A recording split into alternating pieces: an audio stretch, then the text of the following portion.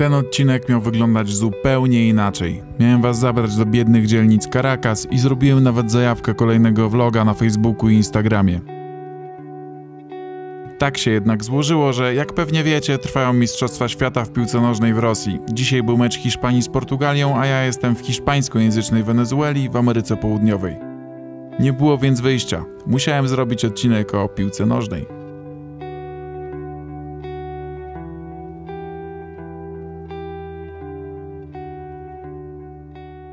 Jedziemy właśnie z Carlosem nagrywać w mieście materiał i zobaczcie, ogląda sobie na takim telewizorku pierwszy mecz grupowy Hiszpanii w mistrzostwach. Zapomniałem o tym wspomnieć w moich filmach, że w sumie w Caracas w związku z tym, że są częste napady na samochody, to większość samochodów ma przyciemniane szyby, tak na 100% praktycznie przyciemniane. Albo trochę mniej niektóre, ale większość ma na 100%. Zobaczcie, jedzie samochód, szyby ciemne. Szyby ciemne, szyby ciemne. Chodzi o to, że jeżeli szyby są przyciemniane, to wieczorem zwłaszcza nie wiadomo, ile jest osób w środku. Nie wiadomo, czy siedzi tam 4 karków, czy siedzi przestraszona kobiecina. I dlatego często przestępcy takie samochody ignorują. Zdarzało się, że podjeżdżał złodziej z pistoletem do takiego samochodu i od razu dostawał kulkę, bo tam ktoś miał pistolet w środku. Znowu przyciemniane szyby. Tu akurat nie są przyciemniane,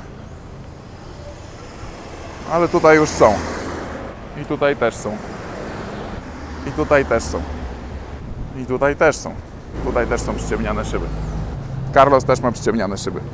Podjęliśmy spontaniczną decyzję, że jedziemy do klubu hiszpańskiego, gdzie ogląda mnóstwo ludzi mecz.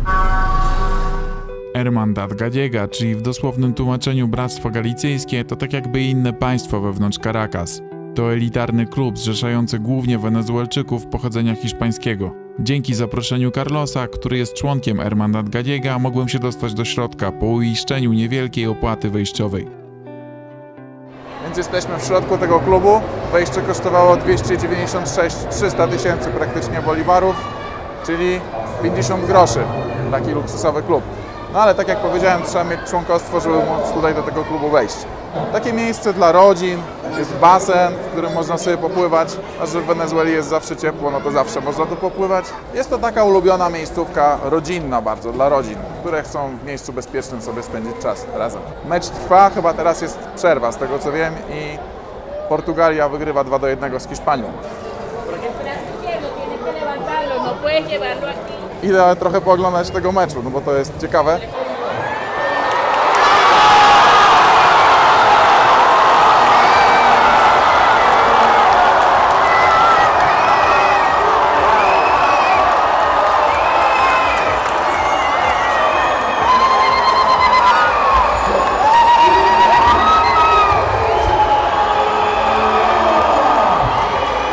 Akurat wyszliśmy na gola, 3-2 dla Hiszpanii.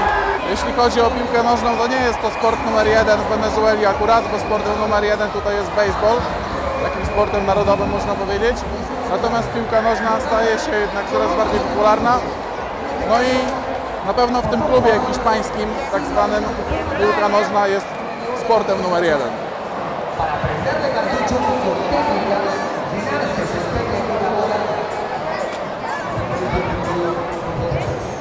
Podsumowując, jesteśmy teraz w takim miejscu, które jest dosyć elitarne w Caracas. Jest to takie miejsce, gdzie trochę bogatsi ludzie ze znajomościami przebywają, ale nie tacy przestępcy czy coś w tym stylu. Ludzie, którzy po prostu kogoś znają i zapraszają kolejnych swoich znajomych. Najczęściej są to ludzie pochodzenia hiszpańskiego. Mecz Hiszpania-Portugalia, nie muszę chyba nikomu mówić, że jest sprawą dosyć istotną dla Ameryki Południowej, dlatego że Brazylia jest państwem, gdzie mówi się po portugalsku, pozostałe kraje Ameryki Południowej i Łacińskiej tam mówi się po hiszpańsku.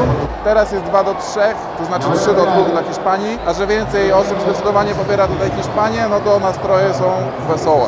Znalazłem jeszcze kilka pytań z Q&A, na które nie odpowiedziałem. Myślałem, że to jest dobra okazja.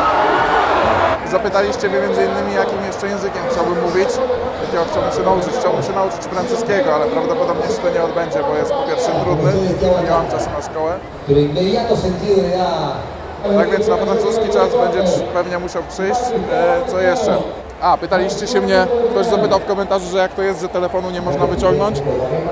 W Caracas na ulicach chodzę z z okularami Ray-Ban. Są przecież też drogie i jest to niebezpieczne. Więc jest tak, że oni tutaj po prostu nikt nie przypuszcza, że możesz mieć oryginalne okulary. To nie jest towar chodliwy i raczej jeżeli ktoś ma okulary, które wyglądają jak Ray-Ban, no to są podróbkami. Ktoś jeszcze zadał pytanie, na czym zarabiają stacje benzynowe, skoro paliwo jest za darmo. Stacje benzynowe są państwowe, więc w ogóle nie muszą zarabiać, jak to państwowe firmy. Wielu z Was pisze też w komentarzach, żeby importować to paliwo, skoro za $1 teraz dzisiaj można kupić prawie 3 miliony litrów. Nie ma takiej możliwości. Ropa, którą oni sprzedają, Wenezuela, jest sprzedawana w cenach rynkowych, ustalanych pewnie wspólnie z OPEC-iem. Paliwo jest tak tanie, dlatego że państwo dopłaca, subsydiuje to paliwo. Podobnie jak różne media, takie jak gaz, prąd. Państwo dodaje kasę do tego i dlatego jest tak tanio, ale nie możecie tutaj kupić paru milionów litrów na stacji benzynowej i wywieźć. Jest to raczej niewykonalne. Nawet gdybyście byli w stanie kupić, to podejrzewam, że armia i rząd Wenezueli kontrolują eksport. To jest tylko dla Wenezuelczyków taka kiełbasa wyborcza, żeby nie wyszli na ulicę, tak jak podczas Caracasu w 1989 roku, kiedy zginęło kilkaset osób z powodu protestów, które były wywołane podniesieniem cen paliwa między innymi. Tutaj jest kolejne takie pomieszczenie, gdzie ludzie kibicują. A Wy wielokrotnie chcieliście, żebym nagrał Wam ładną Wenezuelkę, to proszę. Jest tutaj sporo pięknych kobiet w tym kraju. Chcieliśmy coś zjeść, ale zobaczcie, to wszystko jest całkowicie pełne. Nie da się znaleźć ani jednego stolika. Są fani Portugalii nawet tutaj też. To jest Hiszpania?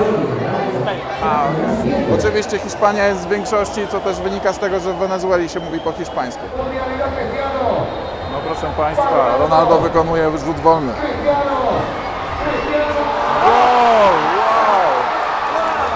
Ronaldo jest Ronaldo, si? Ronaldo to jednak Ronaldo, skubaniec strzelił gola. Si, yo sé.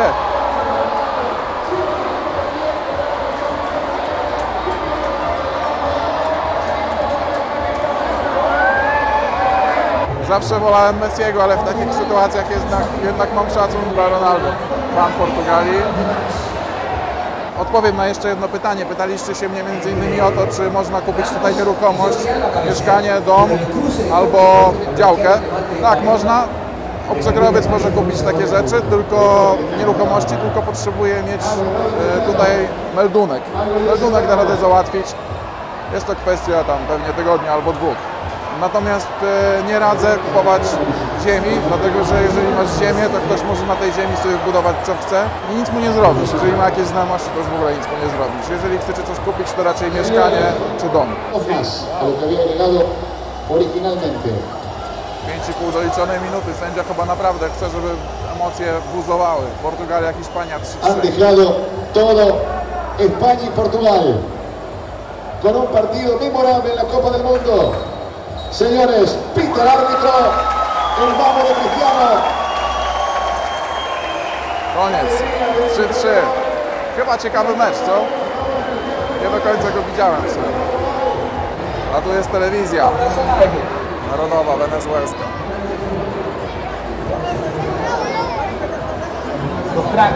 Un partido que prometía el Portugal-España y aquí.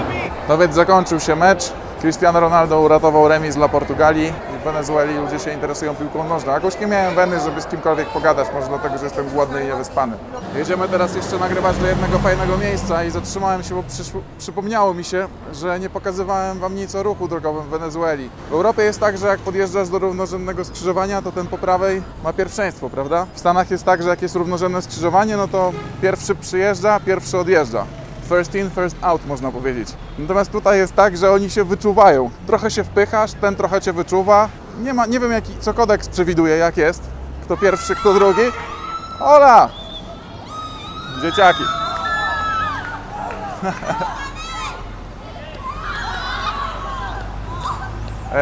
Zapytam ich, czy oglądali mecz Hiszpania-Portugalia.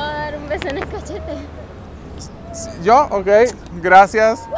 Mira. Yo tengo una pregunta. Yo soy un youtuber de Polonia, pero vivo en Caracas ahora. ¿Ustedes ver fútbol? Sí. ¿Sí? ¿Portugalia o España? España. ¿Alguna? Pero viste el último gol de Cristiano Ronaldo, ¿sí? Sí, sí, fue brutal. Ese Wow. fue burda. Sí, sí, me cayó la boca, me cayó la boca. Czyli młodzież jest fanami Hiszpanii, jak widać. Mi idioma es poquito... todo eso. ¿Y algún fan de Portugal aquí? No, no. Portugal, una persona. Respecto. Chao, chao.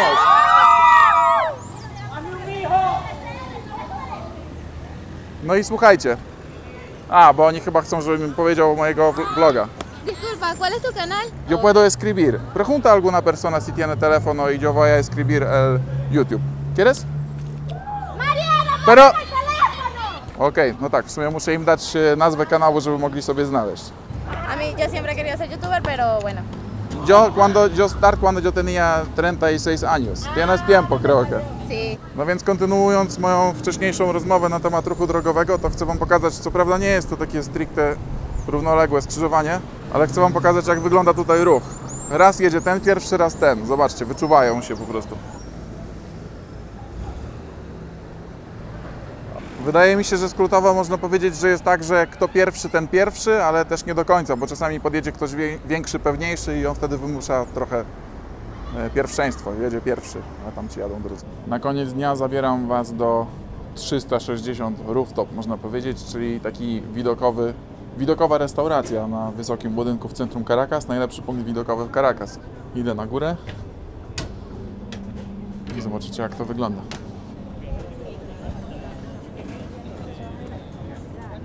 Słońce jest jeszcze dosyć mocne. Zobaczcie zresztą sami. Tutaj macie górę Avila. Tam u góry ten wieżowiec, co pokazywałem wielokrotnie. Tutaj widok.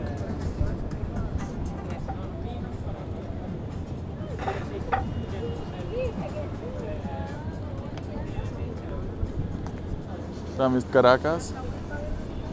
To wszystko jest Caracas.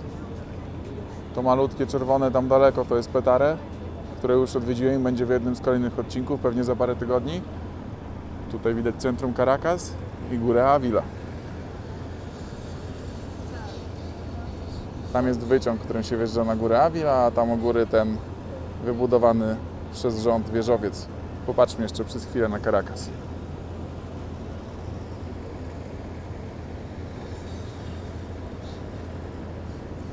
Pewnie część z Was wie o tym, że miałem ruszyć w podróż do Meridy. Ta podróż miała trwać około 10 dni. No niestety okazuje się, że samochód, który załatwiliśmy, szwankuje i nie dało rady ruszyć. W ogóle miałem już zrezygnować całkowicie z podróży, ale okazało się, że samochód zaczął funkcjonować, także prawdopodobnie jutro ruszymy. Ja osobiście wolałbym Wam pokazać więcej Caracas, dlatego że Caracas cały czas mnie fascynuje i Carlos może mnie też zabrać w miejsca bardzo interesujące, takie, które są ciekawe. Dla mnie, myślę, że bym je też w sposób interesujący mógł Wam pokazać, no ale nie, w związku z tym, że zaczęło wszystko funkcjonować, no to muszę jechać na wakacje. Muszę jechać na wakacje, brzmi strasznie, ale tak lubię Caracas, znowu je polubiłem i odkryłem na nowo, że nie chcę go opuszczać. Ale dobra, myślę, że zobaczymy i pokażemy Wam coś fajnego, może trochę polatamy dronem, będzie interesująco. Dzisiaj był mecz Portugalia-Hiszpania, materiał jest więc dosyć na czasie, mam nadzieję, że zobaczycie go jutro. Postaram się nagrywać w miarę na bieżąco i Wam wrzucać nowe filmy. Trzymajcie się, cześć!